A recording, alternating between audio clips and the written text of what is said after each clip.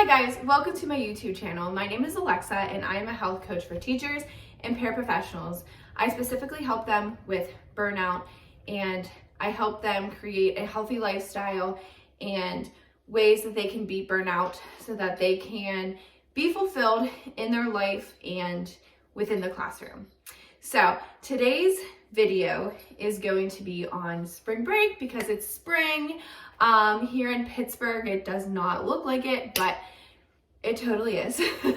Before we get into the video, make sure that you hit the like button, hit subscribe because I have more videos coming to you every Sunday at 11 a.m. Eastern time. Okay, so let's get started. So now that spring is here, it is such a nice time, right? We always think about, oh, I can't wait to have Christmas break, and some people have fall break, and I can't wait for Thanksgiving break and stuff. And spring break is fun because it should be, hopefully, warm enough that you are able to be outside, get some fresh air, maybe even go places, and it's just an exciting time. And then there's other people who like to believe that spring break is a time to catch up on work. And I'm here to tell you that that's a no-no. Don't be doing that. You can. I'm not saying you can't, but maybe like take a day to do it, or maybe half a day and do what you need to do. Other than that, brush that aside because I have some 4 tips that will help you have a really enjoying and relaxing break. That way, when you go back into the classroom, you are going to feel refreshed and happy. And I don't know about you, but when I have time off and it's not spent on how I need to spend it, that didn't really make sense. But what I'm trying to say is if I feel like I needed more time, my mind starts to get anxious. But when I fulfill my time with things that are very important to me, then when it's time to go back to work, I have more of a relaxed state of mind. And I realized that a lot of people don't feel that way. They always feel like they're not relaxed to go back to work after any break. And I've had the time to sit down with people and say, why, and a lot of the times what they do over breaks, Christmas breaks, Thanksgiving break, spring break, I almost forgot what it was called. They spend their time just like overworking. Like, first off, you're not getting paid to do that work. Second, do it at a different time, forget about it. Is it even worth it? Right? Like, you don't need to be grading. These tips are super helpful for you to enjoy your spring break.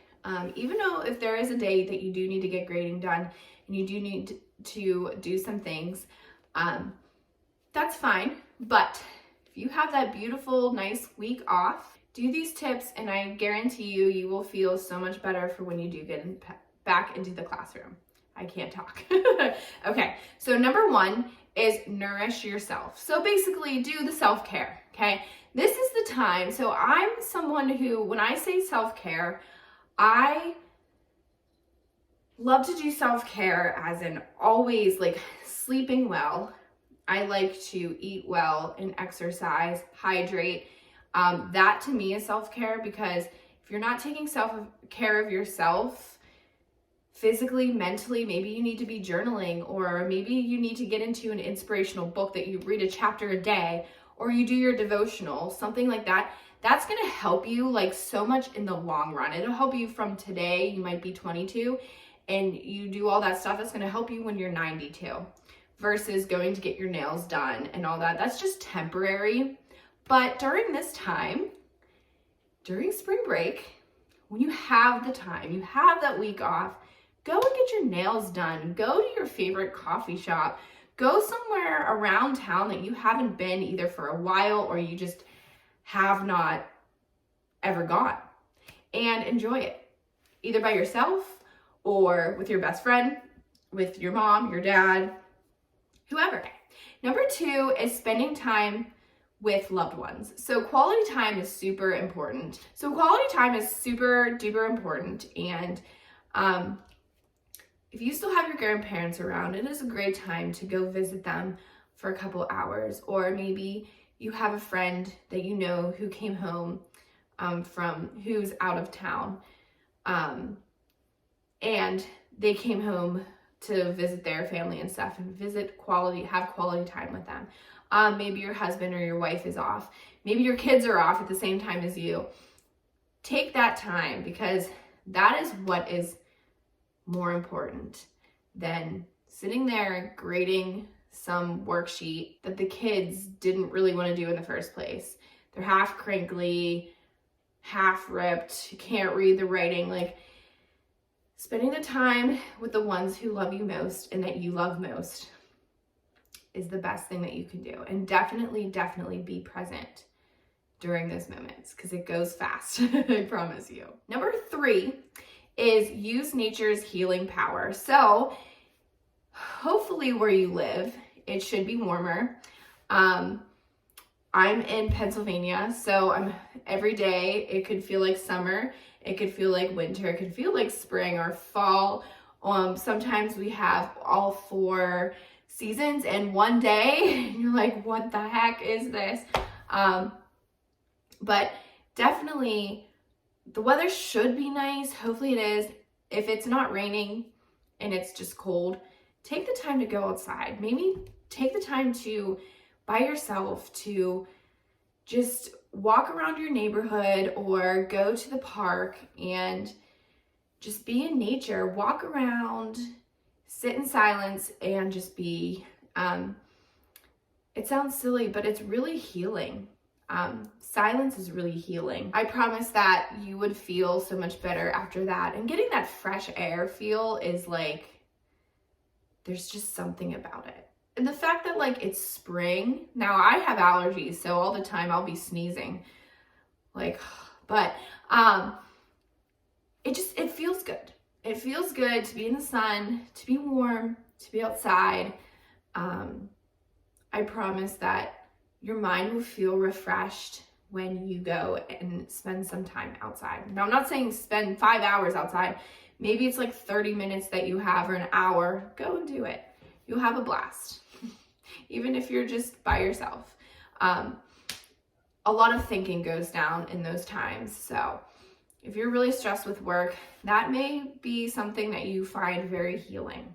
And number 4, do your hobbies and have a blast. Maybe you are someone who you like to rollerblade.